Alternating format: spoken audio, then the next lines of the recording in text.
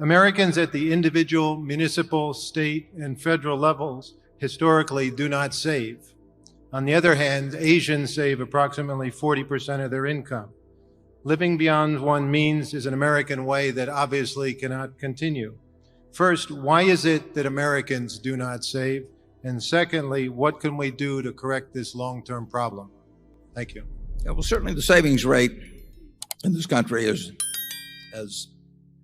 fallen significantly and may even be negative, although it does seem to me that the value of the country in real terms, I think, does increase quite significantly decade to decade. So I'm not sure exactly how it happens without savings, but it does seem to me that this country as a whole is worth considerably more than it was 10 or 20 or 30 or 40 years ago in real terms. So something good has happened.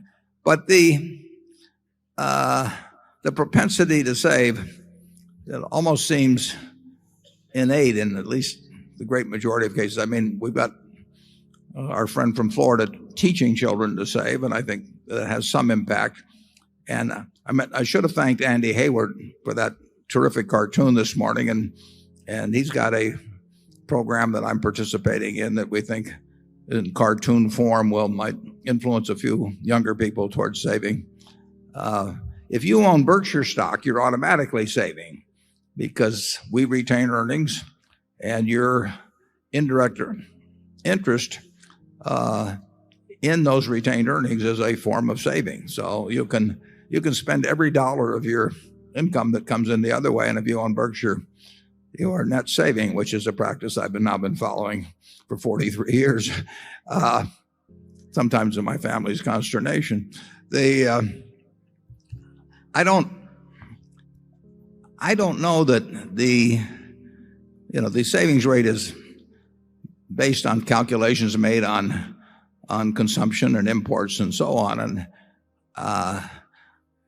we are importing $700 billion more of goods and services than we're exporting, and that means that somebody else is doing our savings for us, basically, as we export ownership and claims against America. I think that's going to have consequences over time, but we are so rich that it may not be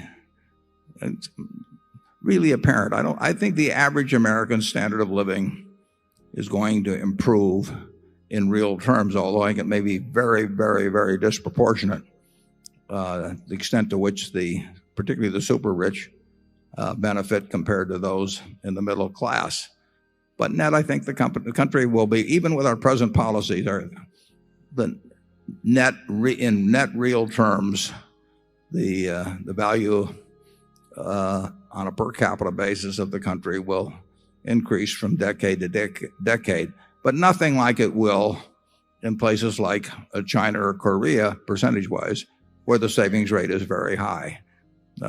This country may not save very much because it may not need to save very much. We have $47,000 of GDP per capita. It may not be distributed very well, but we are one very, very, very rich country. And a very rich country may not need to save as much as a country that's trying to reach its potential.